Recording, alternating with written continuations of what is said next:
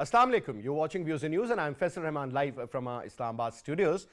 We'll be talking about a very important and developing story, and that is about the Doha talks.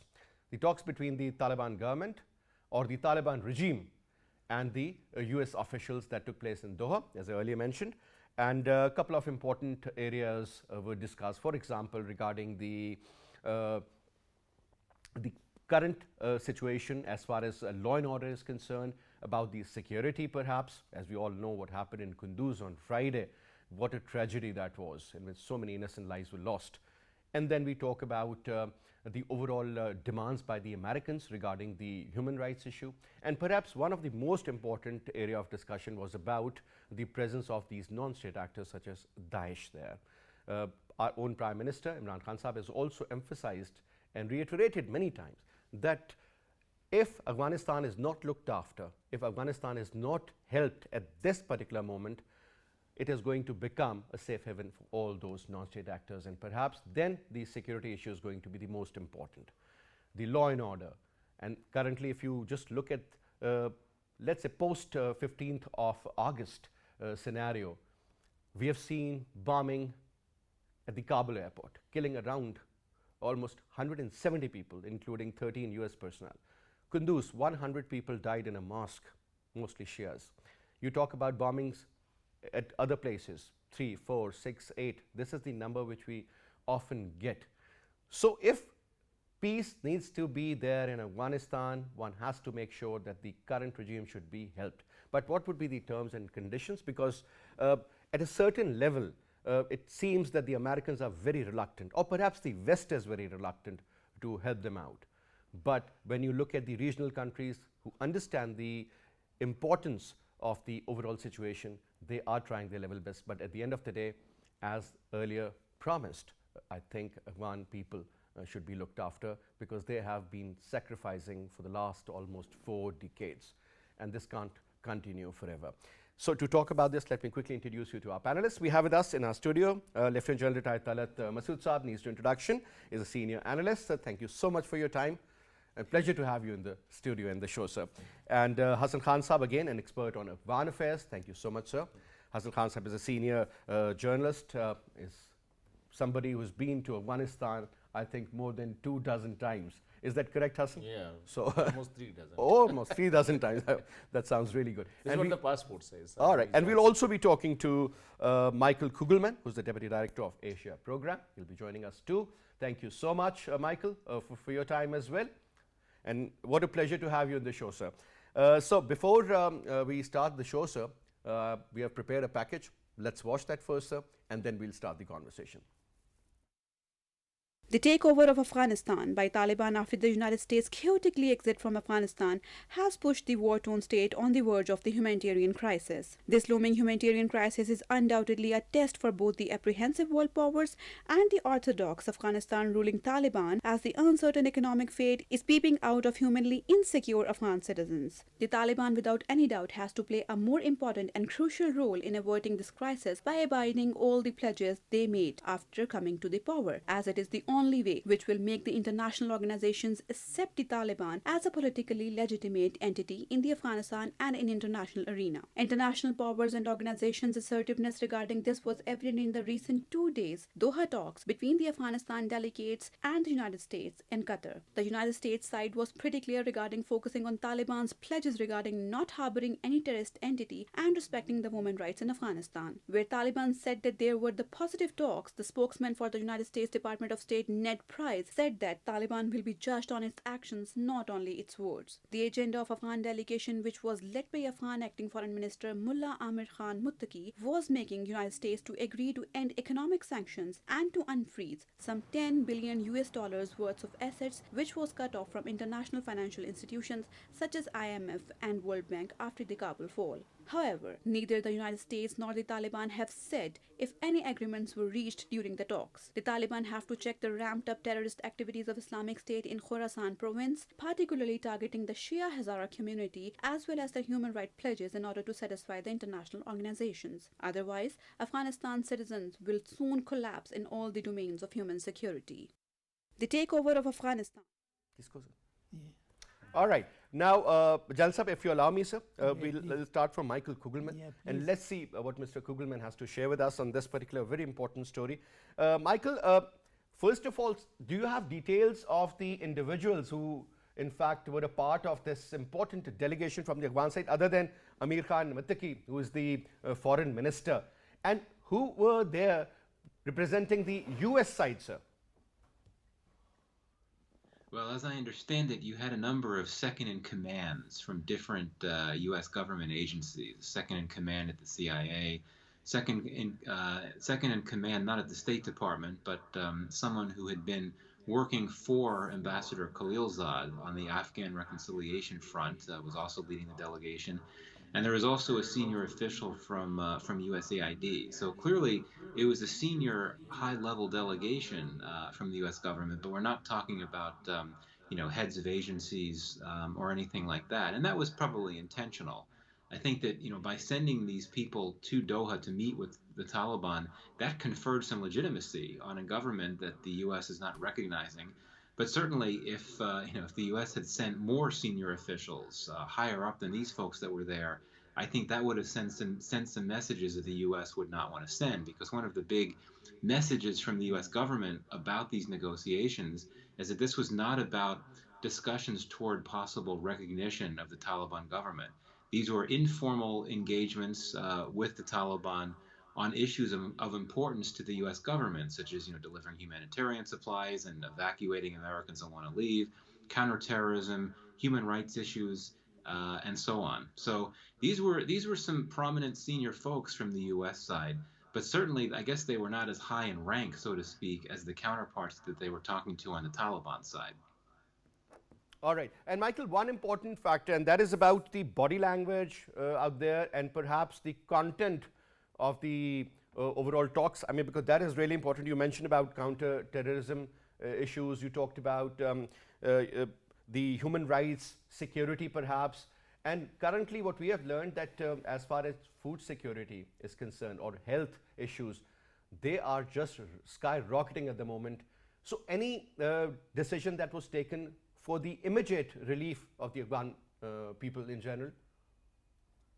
I don't think that there were any formal decisions were made, or if there were formal decisions made, they have not been made public because the readout from the U.S. side, the report of the meeting, was pretty anodyne. It was pretty terse. There wasn't much there. It essentially said that U.S. officials spoke with Taliban officials about X, Y, and Z. There was no discussion about agreements, and that's not a surprise. I mean, these are some very complex negotiations for the U.S. When it comes to the humanitarian supply issue, that's a big priority for the U.S. And what the U.S. is looking for is to get assurances from the Taliban that the U.S. can provide humanitarian assistance to entities that do not involve the Afghan government, and that the Taliban will not pose an obstacle in that regard. But I think that there's a lot of complex issues to be worked out there that cannot be finalized over just 2 days of meetings in Doha. So I think that these meetings really represent a start. There could well be subsequent negotiations between the two sides, particularly on the humanitarian issue. The Taliban side, in its own readout, had a different take. It suggested that there had been some type of agreement that the Taliban agreed to have humanitarian assistance come in, and that the Taliban would cooperate with private charitable groups on the ground. Who knows if that's true or not? The U.S. did not indicate that. But clearly for me, the big takeaway is that there's still a lot of things to be discussed. But make no mistake, there were a lot of issues on the table of these negotiations. But as far as Washington is concerned, other than the issue of getting out any remaining Americans still in Afghanistan that want to leave, the big priority for the U.S. right now is in humanitarian assistance. There's a lot of concern here, and for good reason, about how serious that humanitarian crisis has become. And the U.S. has a major policy challenge in trying to figure out how to deliver as much assistance as it can without working directly with the government in Afghanistan that it has declined to recognize. All right. Now coming to you, sir. First of all, it was not a very, very high-level American delegation. Perhaps people from the US aid and other than that. And it could have been better if there were proper representation from the US side, from the government side. Secondly, sir, it seems as if by design, this process is being delayed just to bring the Taliban on their knees, I would say, sir, because at the end of the day, if you need to run a government or run a system, you need to have money in your kitty, sir, whether for the import of the food or otherwise, for the health facilities, for the people, for the pays. So don't you think, sir, if the same delaying tactics continue, at the end of the day, sir, there could be a lot of problem for the Taliban regime out there, sir? Yeah, there is no doubt about that, and the people of Afghanistan would suffer. But I think what the Americans and I think also the European countries are saying that you had said that you would not really use the military tactics in order to sort of overwhelm your opponents. You will go gradually and you will engage with them, and then you will have some sort of an arrangement whereby you could probably form a government. But the way that you have imposed yourself militarily, this is unacceptable to us. In a way, it is still unacceptable to them, although the reality on the ground is different. But at the same time, as has been enumerated very, I think very clearly by your previous Mr. KUGELMAN, the fact remains that their interest primarily is counterterrorism. Their interest is that the refugees. Their interest is human rights. Their interest is those people who were very friendly towards the Americans or were well disposed towards the West, and their values were different, more modern. What is the future of those people, and how are you treating them? So I think these are the things on which the Americans and the Western world is focusing, and that is why they are using the leverage that unless they change, they will not. So what change are we talking about? I mean, what change do we expect from the Taliban? I think, sir, they're doing a brilliant job. I mean, they haven't done anything particularly wrong that should be, No, but I don't agree with you. You see, the thing is that the Taliban, the type of government that they are running, the type of treatment that they are meting out to the women, the type of treatment they are meting out to their opponents, is not really conforming to certain minimum standards. You will have to the international standards, okay? Internationally, even any standards. I mean, you can't really look at the way that they are treating people, those who oppose them. Look at the way they have been sort of executing people. Look at the way they have been raiding certain places. So I wouldn't say that they are doing a wonderful job. I think they have a huge challenge, and my own expectation from them is not much. There is no doubt about it. And you have to give them time, and I agree with you on that. But to say that everything they are doing is very correct and we should approve of it, I don't think. If we did that, then I think we should also then accept what is happening if at all, God forbid, anything happens in Fatah or any of those areas and they behave exactly the way that the Taliban are behaving. Isn't it part of their culture, sir? Because when you talk about an Islamic regime, so keeping a beard, looking after yourself, yes, in a very Islamic perspective, for example, they wear shalwar kameez, because these are the certain things. I mean, this is not perhaps a part of the Islamic regime, perhaps a part of their culture. So, and their culture is much stronger, I would say, as compared to most Muslim countries. So, is that the problem? Is that the bone of contention? Or what exactly you believe, Khan Sahab, because you've been there so many times, you understand, you yourself, you're a Pashtun. What seems to be the real problem now? I think is it the reality that the Taliban have finally taken over and they are not yet ready to accept it, or something else? I think the basic question is not of culture. Your culture is stronger or your culture is the best. That is not a question. All cultures are, I think, different from each other. That's there's a very strong Islamic regime in Saudi Arabia. Look, and when there was an Islamic regime in Afghanistan, so there was a difference. The problem with the West or with the international community is not with the Islamic regime or un-Islamic regime. The problem is enforcing your own way of life. Look, Pakistan is an Islamic country. Qatar is an Islamic country. Saudi Arab, Iran, all are the Islamic countries, and the international community has accepted all these countries and have a formal relation with them. However, the way Taliban behave, so it is not the way, it is not what we call it Sharia or what we call it Islam.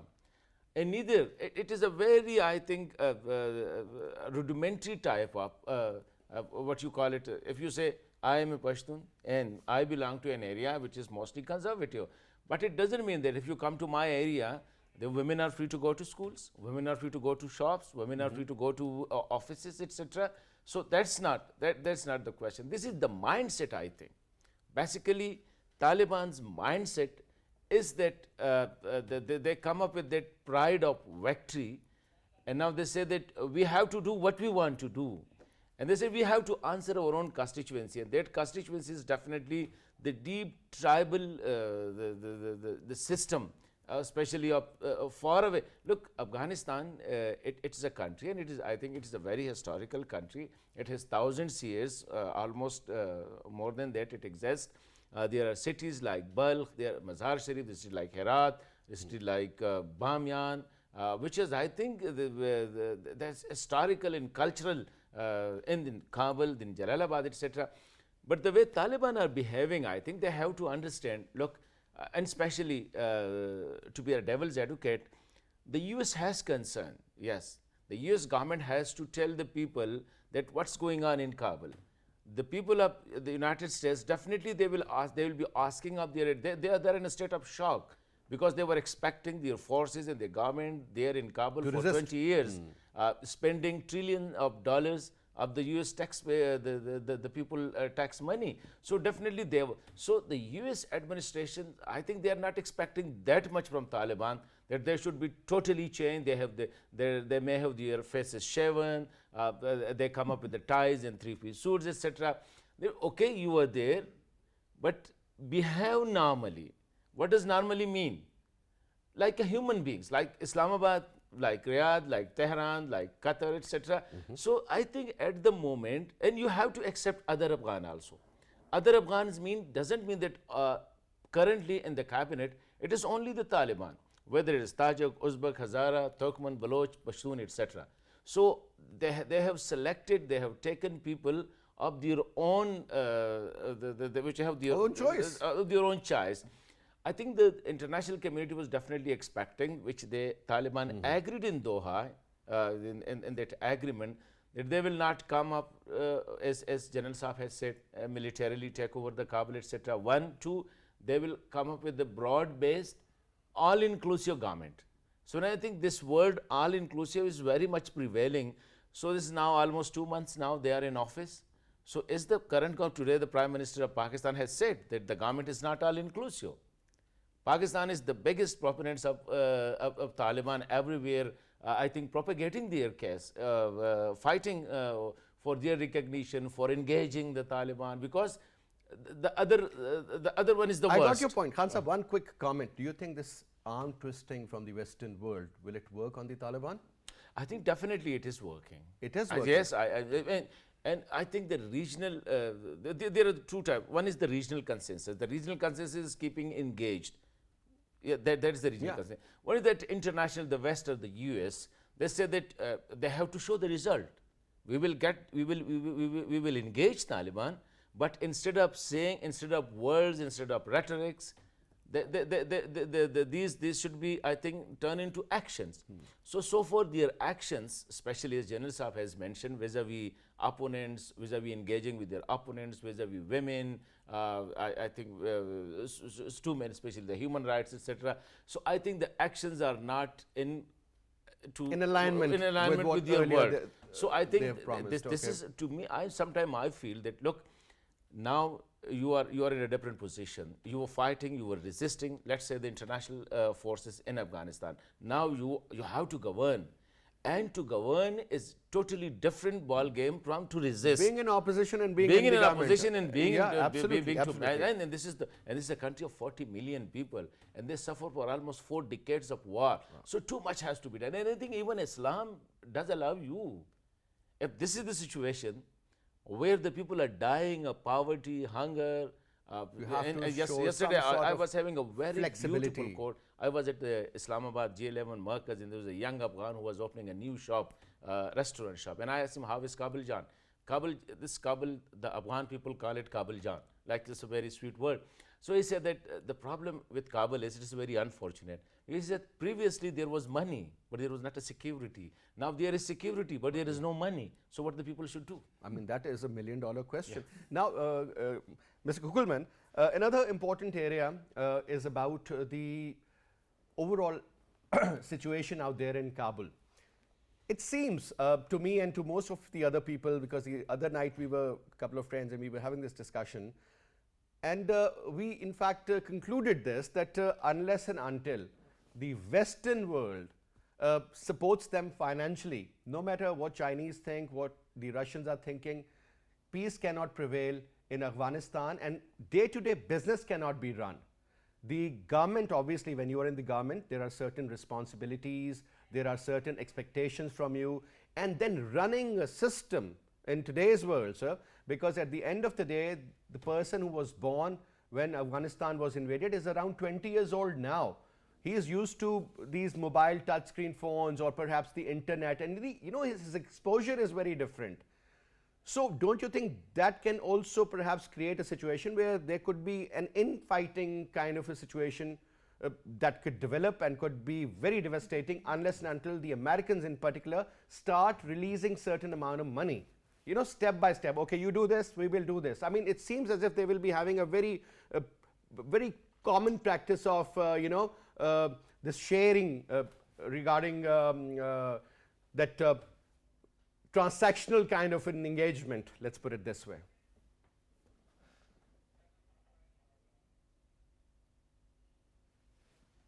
I am inclined to agree with you in what you say, in the sense that U.S. and really more broadly Western financial support is critical.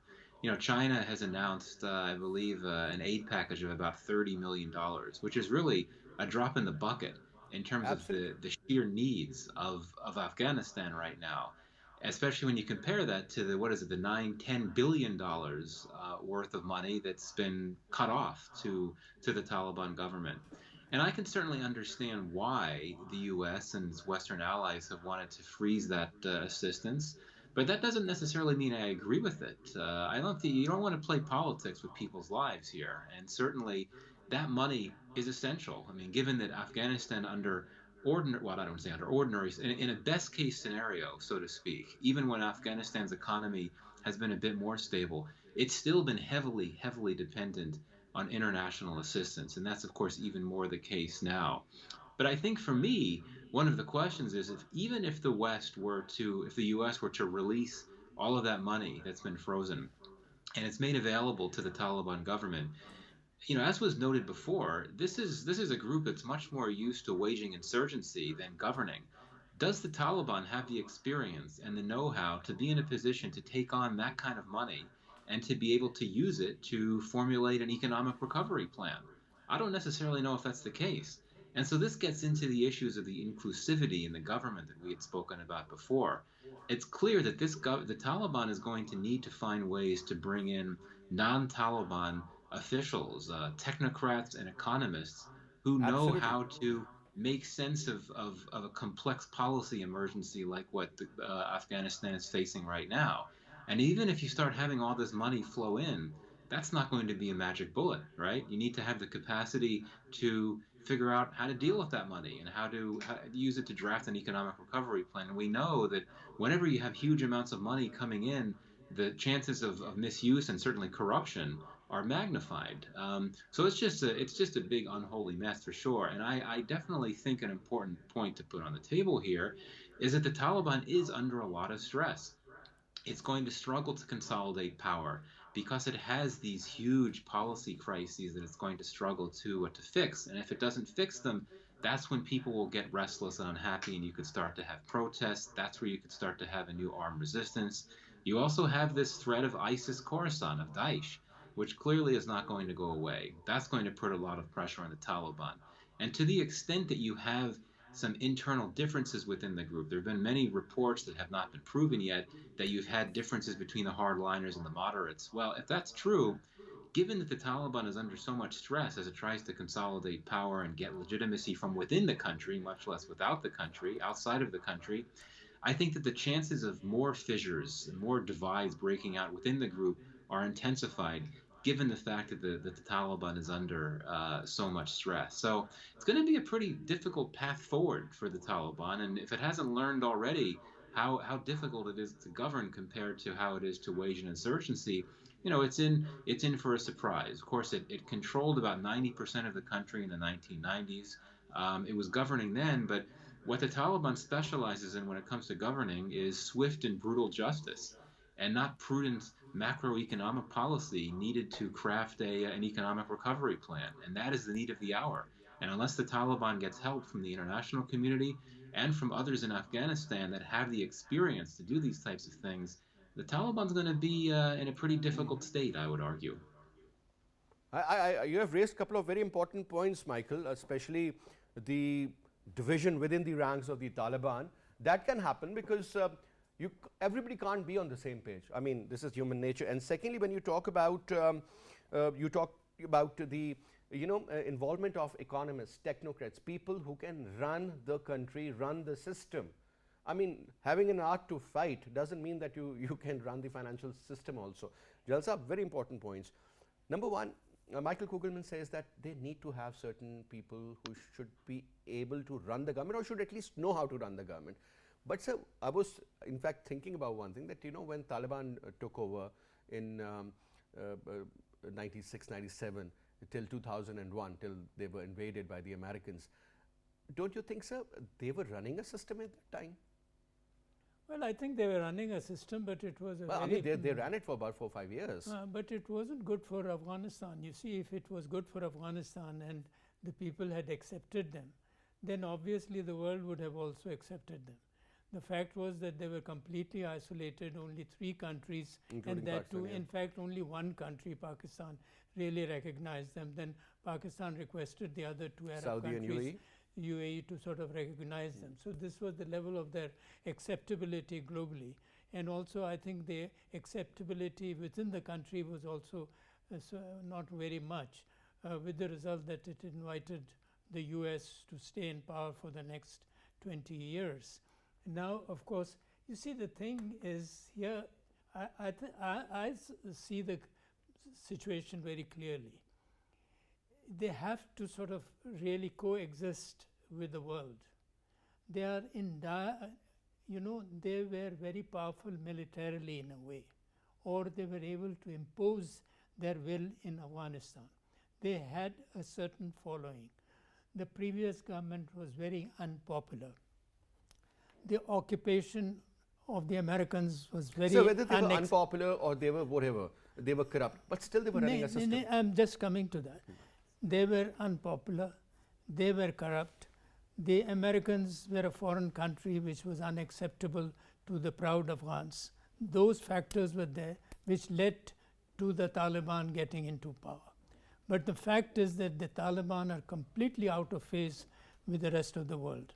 They are completely out of phase with the present times. So the Afghans will have to accept them, but they will have to be flexible in order to adjust to the reality, to interact with the outside world, and also to react and interact with their own people who during the last 20 years have been not totally transformed, but in a very big way transformed. It's not the same. Especially the youth. It's not the same what it was 20 years back. Now, the Taliban don't seem to have changed. Afghans have changed. So they need to sort of accept this reality and adjust accordingly. And they are not adjusting. And that is the problem. So you have 2 problems. One is that the US and the West is terribly opposed to you, feels bad and small that they were thrown out and disgraced in a way. And then their own people are also very different. So except for their very hardcore of Taliban, you will find that there will be a lot of discontent, and Daesh and other forces will be able to exploit that. So they have to be very careful that in order not to be exploited by others and to prevent a certain movement within Afghanistan, they must sort of adjust themselves and be more flexible. All right, now Khan Sahab, very important concerns raised by Ajal Saab, that the Afghan people have changed, Taliban have not changed. So now this seems to be the real problem. Taliban can adjust according to the wishes of the Taliban to a certain level, but you can't change yourself 100%, especially a child who was born in, let's say, 1999, 2000, 2001, who is like 22, 23 years old. Yeah, 20 years old. Do you think that young, and 70% of their population is based on youth, sir. This is what I've learned, and that's a huge number, bigger than ours, almost same. Yeah. Perhaps we are 65, 66%, they're 70. What does it tell you, sir? Look, I think one thing is clear, and everybody has to, I think, that the ball is in the Taliban courts. They have to realize, look, they have formed this new cabinet. Look, everywhere, even in Pakistan, if there is a government of any political party, certain positions are like economic affairs things, like the World Bank, like the banks. So these are the technical people and the technical experts. You have to accommodate them. And faces who can interact with the like bodies, like your the State Bank of Afghanistan, the Bank of the Afghan Bank. I think you need a person to head that bank who has certain expertise in the banking system. You may have a finance person, let's say a finance minister, which maybe belong to your party, but especially the technical teams has to be not the one which I think the same people who were having guns and they were fighting for 20 years, they know nothing except how to resist and how to attack and how to destroy, etc. So it's totally a different ballgame. And I think Taliban need to realize, as soon as they realize this fact, world is not demanding any position from them. Nobody is saying that you have to employ the Pakistanis, you have to employ the Americans, you have to employ the British or the Germans, etc. They say, from Afghanistan, the Afghan national, they are experts. Like, look, this the previous who was ambassador in Pakistan, Umar Zakhilwal, he was a finance, he was an economic expert. He's an economist. He has a doctorate degree. Let's say people like him were accommodated, and they were anti Ashraf Ghani. So what the Taliban did, they said that those people who cooperated, who worked under this government during the last 20 years, so they will not have a share in their government. So I think 20 years is a hell of a time. I think it's not that people were waiting that Taliban will come and the new era will come and they will be. I think this is very ridiculous. You need experts. If you have a car, you need a driver. So definitely to drive that car. If you have a plane, I think you need a pilot to fly that. Right that person plane. for the right job. So right person, yes, up on the top, you may have the Taliban people. That's okay. You give the policy and they will implement it. Whether it is economic policy, whether it is security policy, whether it is, I think, educational policy or the health policy, etc. How can a person who fought for 20 years, now he is heading the Afghan bank? How can a person who were almost in the mountains, in the valleys? But you have people in this massive population. Yeah, there are people. I think why not to utilize their there are services? people. The only thing is the Taliban has to open their hearts and accept them, because technical people have no faith, no belief systems, no tribal affinity, they don't have any race, they don't have any nationality. These are called technical people. So if a technical person is a Pashtun, Tajik, Uzbek, Hazara, Ahmed, Baloch, yes. doesn't matter, I think. If he is a Muslim, Sikhs, Hindu, Christians, Jews, etc., doesn't matter. You need a driver to drive a car. You don't need a person of a specific faith, of a specific ethnicity, of a specific color. So I think this is what Taliban has to realize.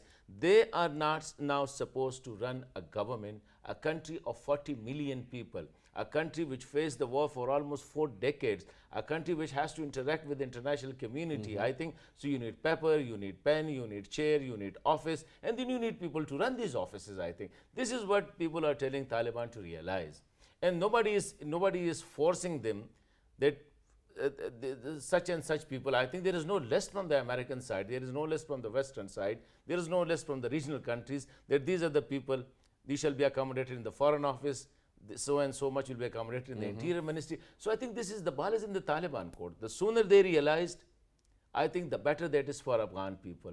And definitely it's not, I think my personal opinion is that the world is still, I think, toward a peaceful Afghanistan. It's not the regional countries, the international community. There is a fatigue of 44 decades of war in Afghanistan. Peaceful if and the prosperous Afghanistan I think. is what we so all if want. this is what the world demand is, this is what the regional countries demand is, so at least you have to show your magnanimity.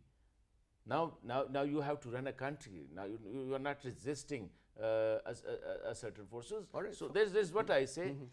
It is up to the Taliban. The sooner they realize, the sooner they understand what the world demand is, the sooner they understand what the regional country demand, they will be accepted. Correct. And I think so. Correct.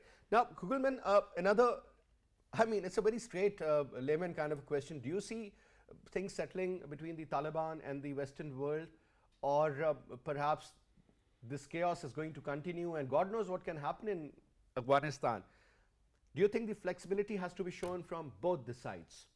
The Taliban, they have to lower their level of strictness to a certain level. And then when you talk about the US or perhaps the Western world or the aid agencies, they also have to understand that the winter is approaching. There's scarcity of food, scarcity of medical facilities and medicines. And this could lead to an absolute disaster if the Afghan people and the public in general is not helped properly, sir. Both sides have to show a bit more flexibility. Certainly I think that that doesn't mean that there will be more flexibility, but indeed, I mean, given the stakes here, the Taliban needs to relent on its ideological position, which has been rigid and has not changed, and unfortunately I don't think will change.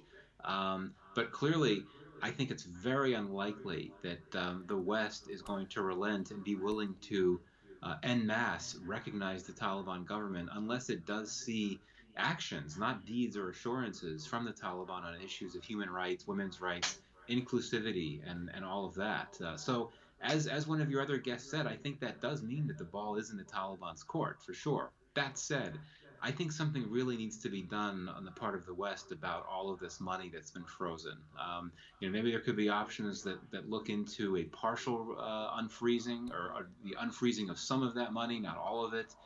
Something's got to give right here, because we know that even if you're able to send in humanitarian supplies for some time, I mean, the needs are so sheer at this moment that clearly more is going to be needed, and this cannot be done on a piecemeal approach. So yeah, I think that there has to be more flexibility on both sides, but unfortunately I think neither side, the US/the West and the donor community or the Taliban, is going to be willing to make all that, is going to be willing to budge all of that much. And I think that places the responsibility on the likes of the UN and the various UN humanitarian agencies and other international charitable groups. These are the ones that I think we're going to have to look to more clearly. And the UN did convene a donors conference a few weeks back.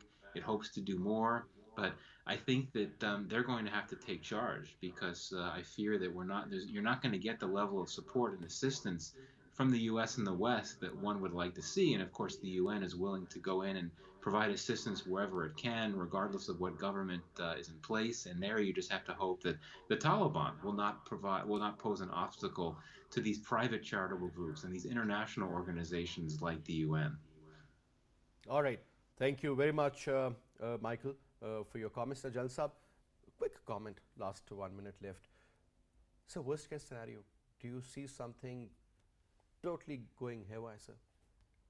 No, I wouldn't say that, but I think just as has been said by all of us, it's very important that the Taliban show flexibility, try to understand how the world functions, try to get the best in the present circumstances in which they are in deep trouble, particularly financially.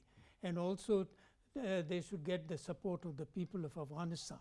And their own people will not support them if they are not able to financially make Afghanistan viable. So I think they have to be more flexible.